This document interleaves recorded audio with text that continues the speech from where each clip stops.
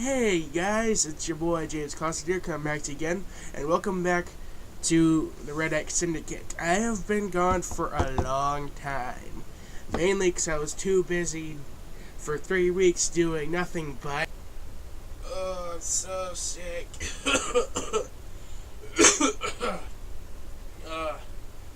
Oh god, I feel like I need to take a shit. Oh, diarrhea, oh fuck. But anywho, I have a deck profile with you for you guys, and I know you guys are like, not what's with the deck profiles? It's something that I could get started off so I can start making more videos, and I promised you guys I would come back. And I know I look like Charlie the fucking Chocolate Factory today with a Doctor Strange shirt. Hashtag Benedict Cumberbatch. He is one of my favorite people now. So, I know I sound like shit today, but you know what? I don't care. So, without further ado, the deck profile today is Dark Magicians, my build. So, without further ado, let's get the show on the road. And ow, my finger. Okay, so, kicking off our list, we have one copy of Raylan Karibo. Now, for those who are unfamiliar with Raylan Karibo, when he's tributed, I can draw one card, and if my monster will be destroyed, I can destroy this card instead. Or banish this card to protect my monster. That's pretty cool. I enjoy that.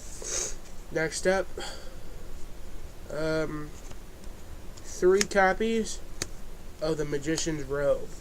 Now, what Robe's effect does is when you could special summon him from the graveyard in defense mode. Well, in any position you want, but he gets banished when he gets out from the field. And then his effect is when it's an opponent's turn, you can discard a spell trap card and special summon a Dark Magician from your deck, which is pretty cool, and it has to be in your opponent's turn for most part, which is okay.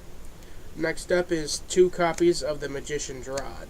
Now, what his effect states is when he's normal summoned, I can search out a spell or trap card that specifically lists Dark Magician, which is pretty cool.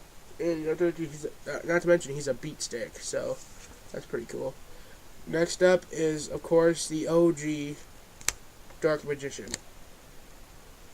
And you need 3 copies. Because I can't stress enough that you're going to need 3 copies. And he's actually, yeah. Next up is the helper of the deck for him is 2 copies of Palladium Oracle Mahad. Now, for those who are unfamiliar with what Palladium does, he can be special summoned if you draw him and you reveal him. And then you can, if he gets destroyed by battle or by card effect and sent to the graveyard, you can special summon a Dark Magician from your hand, deck, or graveyard, which is pretty neat. Alright, done with that lineup. Let's kick into the Fruit Magician lineup. Kicking off with 2 copies of the Berry Magician Girl.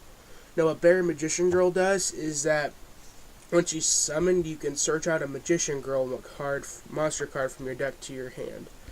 Then when she gets attacked, you can special summon a Magician Girl. Magician Girl from your deck, except Berry Magician Girl, and she gets switched to defense mode. So pretty much if she were to be attacked, you could plop her in defense mode and special summon a Magician Girl. Yes, and not to mention you won't take any life point damage, unless it's Max Dragon, in which case you'll get killed. So, next up, 2 copies of the Lemon Magician Girl. You know what Lemon Magician Girl does is essential. So, it says once per turn I can tribute 1 Magician Girl monster, except Lemon Magician Girl, and add 1 spellcaster type monster from my deck to my hand. Once per turn, if this card is targeted for an attack, I can special summon 1 spellcaster monster from my hand, but its effects, if any, are negated. Then I could change the attack target to it, and if I do, the attacking monster attack becomes half its current attack, which is pretty damn cool. So pretty much I can guard myself. Next up, 1 copy of the Apple Magician Girl. Now keep in mind, I'm probably gonna edit this deck a lot more than I normally should, but oh well. So what Apple does is as follows. It says once per turn, if this card is targeted for an attack, I can special summon 1 level 5 or lower spellcaster monster from my hand, and the attack target becomes it, and yeah, the attack becomes half it, and an attack target to it, and if it current attack and shit like that. And next up is 2 copies of Chocolate Magician Girl. Effective Chocolate Magician Girl states, once per turn you can discard a card, discard a spellcaster type monster to draw a card. And if this monster will be targeted for an attack, you can special summon 1 spellcaster monster from your graveyard. And then the attack target switches to it, and if you do, the opponent's monster's attack is halved. So pretty much it says, hey, guess what? I got a free monster, and fuck you to yours. Next up is 1 copy of Kiwi. And now what Kiwi's effect states that, during either player's turn, I can discard this card. Magician Girl monsters I currently control gain 300 attack and defense for each Magician Girl monster with different names on the field and in the graveyards until the end of this turn. Spellcaster type monsters I currently control cannot be destroyed by card effects, and my opponent cannot target them with card effects. So that's pretty cool. I like that. Next up is, of course, the OG Dark Magician Girl. Now, she gains 2,000 attack. She gains 300 attack for each Dark Magician or Dark Magician of Chaos, or Magician of Black Chaos in the graveyard. And yeah, and that's it for the monster lineup with the Magician Girls and Dark Magician. Now let's kick into the spells and traps, starting off with the spells. So, okay, 1 copy of Dark Burning Magic. What this does is that if I control Dark Magician Girl and Dark Magician, I can destroy all cards on my opponent's side of the field, which is really fucking mean. I love that card. Well, next up, 1 copy of the Diffusion Wave Motion. And I can target I can pay 1,000 life points, and then target 1 level 7 or higher monster, a spellcaster type monster, and it can attack all monsters my opponent controls. And if they are destroyed, their effects are then negated. So pretty much it just says, hey, screw you. Next up is 2 copies of the Allure of Darkness. Now what this does, it allows me to draw 2 cards and banish 1 dark monster. And if I don't have any dark monsters in my hand is then discarded.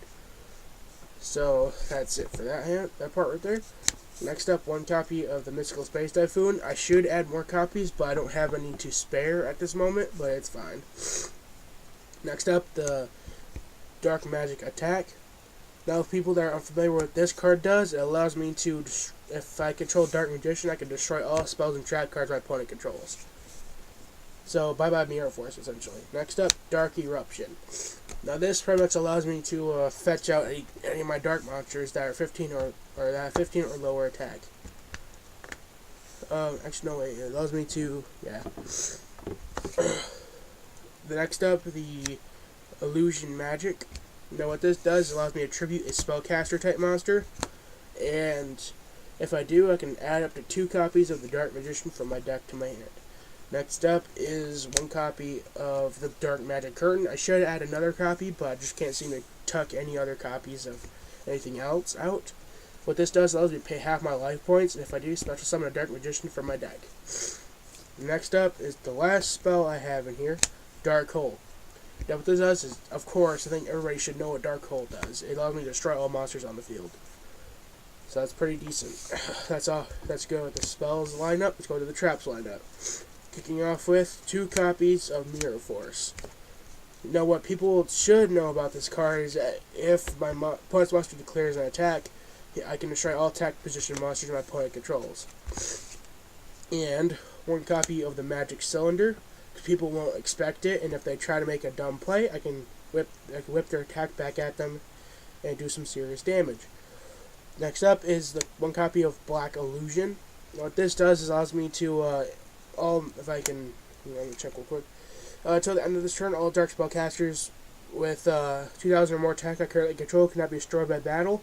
Their effects are negated, and also they're unaffected by my opponent's card effects. So pretty much it protects me. Next up is Dark Renewal. Now, people unaware of this card, when my opponent summons a monster, I can tribute that monster and one of my monsters and special summon a Dark Spellcaster type monster from my graveyard or deck. Next up is Torrential Tribute. My opponent summons a monster, I can destroy all monsters on the field. And last but not least, Bottomless Trap Hole. Now, when my opponent summons monsters, I can flip this up and banish all their monsters. That's a pretty good setup right there. Now let's kick into the extra deck. I know this isn't really much, but it's what I can do to save face. 2 copies of Granosaurus. Now what this does, and I think people should know because he's one of the first 16 monsters that came out, is that when this card destroys an opponent's monster per battle, I can detach an Xyz material and burn my opponent for 1,000 points of damage, which is pretty cool. I like that. 1 copy of Gaga Cowboy. He's pretty much the sneaker of the deck, of the extra deck. He allows me to burn my opponent for 800 damage, pretty much going for game. And next up is 1 copy of Performance Trapeze Magician. Now what he does is allows me to detach an Xyz material, target one of my spellcasters. He can make up to 2 attacks, but he gets destroyed during the end phase. Next up is 1, 2, 3 copies of the Ebon High Magician. Now what he does is that during either player's turn, I can activate a quick play spell card or trap card from my hand by detaching Xyz material. So essentially, if I wanted to, I can activate I can activate Mirror Force from my hand by detaching Xyz material thanks to Ebon High, which is pretty cool. And when he gets blown up, I can special summon a Dark Spellcaster type monster. Yeah, Dark Spellcaster type monster from my hand or a deck, then I can destroy 1 card in the field. So that's pretty decent. Next up is the Ebon Illusion Magician. Now what he does is allows me to detach an Xyz material to special summon a normal Dark Spellcaster type monster from my deck. And if a normal Spellcaster type monster I control destroys an opponent's monster, I can banish 1 card on the field. So that's really beefy, and I love that card for that. So that's it for the deck profile. And I hope that's what you like to see. So, oh, by the way, if you guys like this video, give me a like and a comment and subscribe, of course. And I will be making more gaming videos. I am so late to make those, but you know what? If you guys want me to make any more videos, let me know. Well, anything special, let me know and pop them in the comments below, and I'll probably see what I can do and sift out through the other ones. But until then, see you guys later, and peace out.